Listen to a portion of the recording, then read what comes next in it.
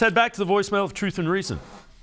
This is to all the Browns fans, just a long-time Browns fan myself. I wonder if you just think that maybe, just maybe, Joe Wood's scheme's not as bad as Joe Wood's players are. If you look at every major game that we've got our butt kicked, and it's been a lot now, right? We're getting ran over like those are men playing against the boys.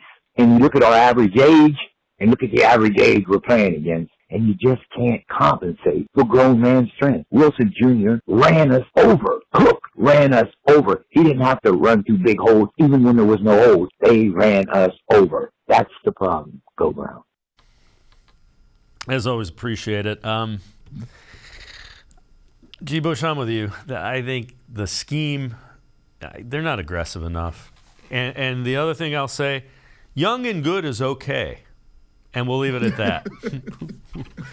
We'll leave it at that. Listen, you're nice. Listen, it's Thanksgiving out there.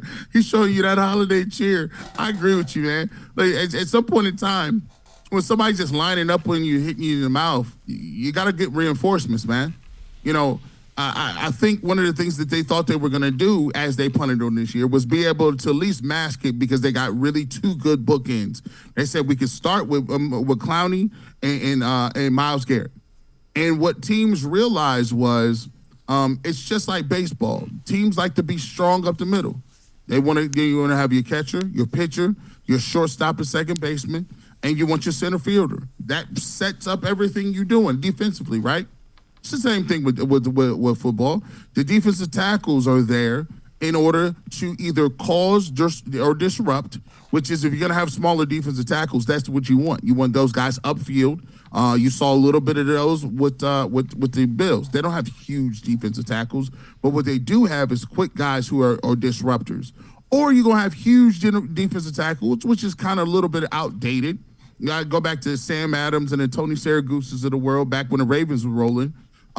Two big guys. You look at the Williams brothers in Minnesota.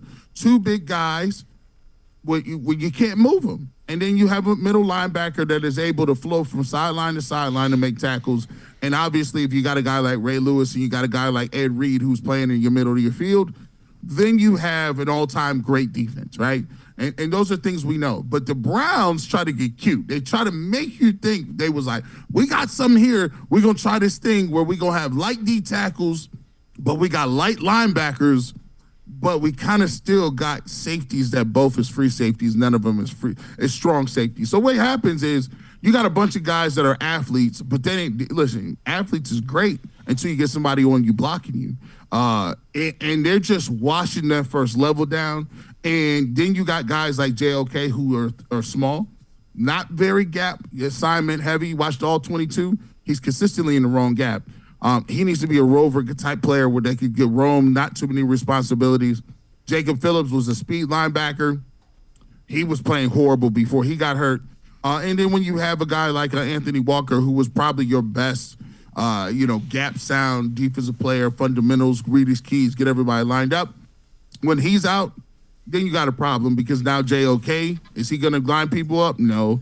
And then you bring Taki in, who actually, to be truthful, is probably one of their most solid defenders, but he's a guy. He's a depth piece. He's not a guy that's going to go in and make plays. And, he's a guy who's really a good, strong side linebacker who, is going to make some plays, but he's not going to be a name you just drop as a playmaker.